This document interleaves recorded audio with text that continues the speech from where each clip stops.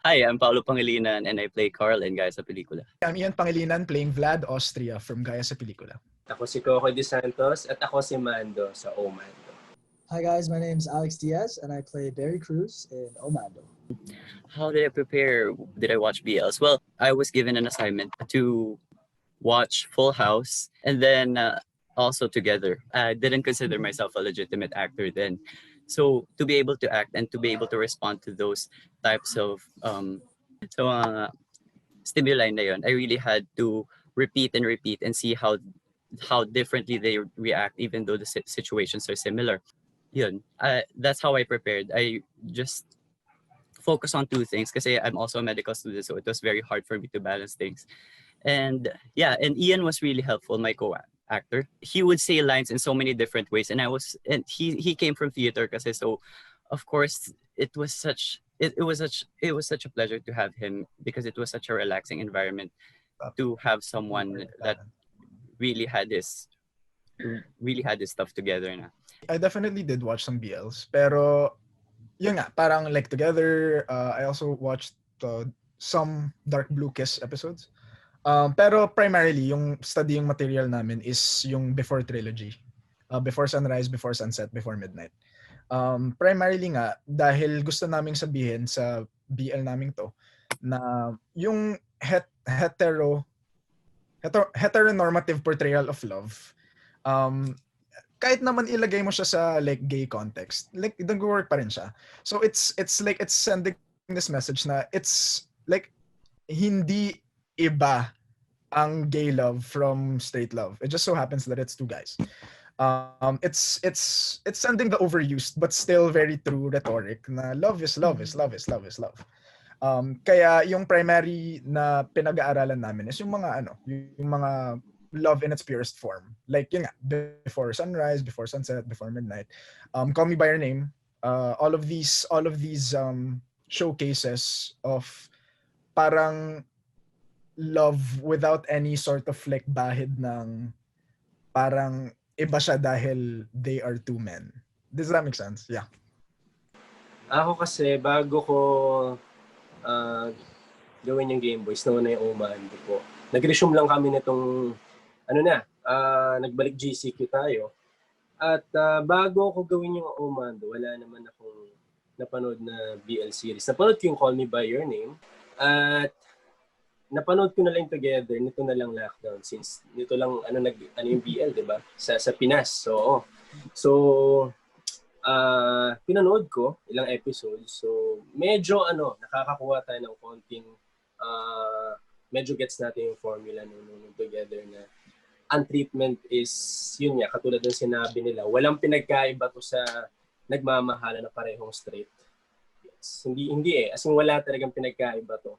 Nagkataon lang sa Pinas hindi tayo pa ganun ka open sa ganitong klaseng mga genres. As in, buti nga ngayon I mean, tanggap na. As in, kumbaga, happy nga tayo kasi mas dumadami pa yung nag-invest and gumagawa pa na ganitong klaseng mga series. Ayun, tingin ko mas nakatulong din naman nung nanood ako na mas na-gets ko na hindi to kasi the usual treatment sa atin is like may gay role na makikita natin na magka-cameo or magsusupport sa isang pelikula or series na ang kalalabasan either nakakatawa siya, 'di ba? 'Di ba? Yun naman dalas Pero ngayon, kumbaga, ito na yung tipong time na kami naman, kumbaga pakinggan naman natin tong sila naman talaga yung bida sa story. Habang tumatagal yung taping, wala kaming ginawang workshop, walang anything, but it was really natural and it was really easy for me to act with him kasi mahusay talaga, humble lang yan, mahusay talaga, sobra, papanood nyo. You're so good, baby! Sa amin kasi ni Alex, medyo talaga kasi nabitin kumbaga nandun na yung tipong during shoots, ang dami naming ganap every after takes, alam mo yun. Alam mo yun, hindi naman namin, nandun na, syempre, parte ng trabaho natin, build natin tong chemistry. Pero kami, feel ko naman kay Alex na hindi masyadong push. Alam mo yun, mas maganda kasi yung tipong hayaan lang natin na mag-blend, mag-work to behind the camera para pag binato tayo sa tingin ko may ibang chemistry. At tingin ko nag-work 'yun dahil din sa script. Yun yung pinakang namin kasi yung pinanghahawakin namin na script siya na yung mismo kumbaga nandoon na yun. Bibigyan buhay na lang namin sa ng camera. Kaya tingin ko yung mata, yung mga tingin ni Alex din talaga yung naging tulay ko para mas yes. Yan, para mas Wala, humble siya. Sobrang galing niya. We lived together for some time.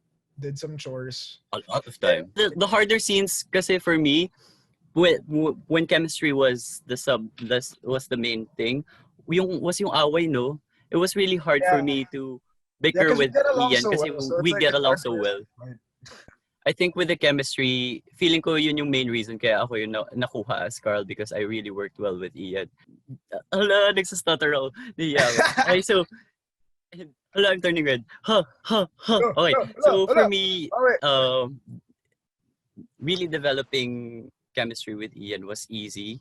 The hardest part for me talaga was bickering and then yung mga times na parang hindi kami okay talaga completely as Carl and Vlad, yung nahirapan ako. But then everyone was just so patient. Ganun. So that only goes to show that when I'm with Ian, parang na-amplify yung performance ko.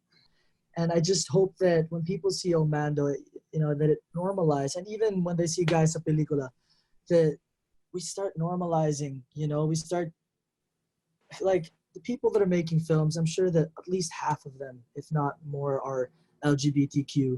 And, it's your guys' time to feel like your stories matter. It's our time. It's my time to feel like our stories matter. And to not feel like we don't have a narrative for us. And at the same time, walk away from it. They have a different perspective of love. And like, we just diminish the stigma that kung straight ka, gay ka, bi ka. Ngayon, at dahil agree ako sa lahat ng sinabi ni Alex. Yun lang, tingin ko time naman na nitong mga ganitong klaseng storya na pakinggan at maniwala kayo dahil isa lang naman ang gusto namin, magmahalan tayo. I work in movies because, like, as a kid, I identify with movies and series because I feel like pag may nakita akong character na I like, nakikita ko yung sarili ko in that character. Nakikita ko yung same struggles ko. Nakikita ko yung lahat ng pinagdaanan ko sa buhay through that character. And in doing any work that I do, yun lang rin naman talaga yung hope ko na parang may makakita nito in the future. Tas ma-feel nila na grabe, parang gets ako ng somebody out there. Because nakita ko sa movie nakita ko sa screen. Tas imagine mo, LGBTQ story pa to. So, a lot of people who grew up LGBTQ, they felt like parang wala silang pwedeng pagsabihan na ganyan sila. So, kapag nakita nila yung gantong mga story, tas nakita nila na posibleng magkaroon ng gantong klaseng pag-ibig, even if you are LGBTQ, even if society tells you na you're not allowed to love, parang mafe-feel nila na they're so much less alone in this world, Which is, yun naman talaga ang dream ko in life. For me, I hope that when people see this, they see the efforts that have been put into it on representation, on taking elements of a society which we have many of us have been a part of in the project because a lot of yung key members ng cast and crew are part of the LGBTQ community. And for them to realize that there is so much joy when people are allowed to live as they are and just be.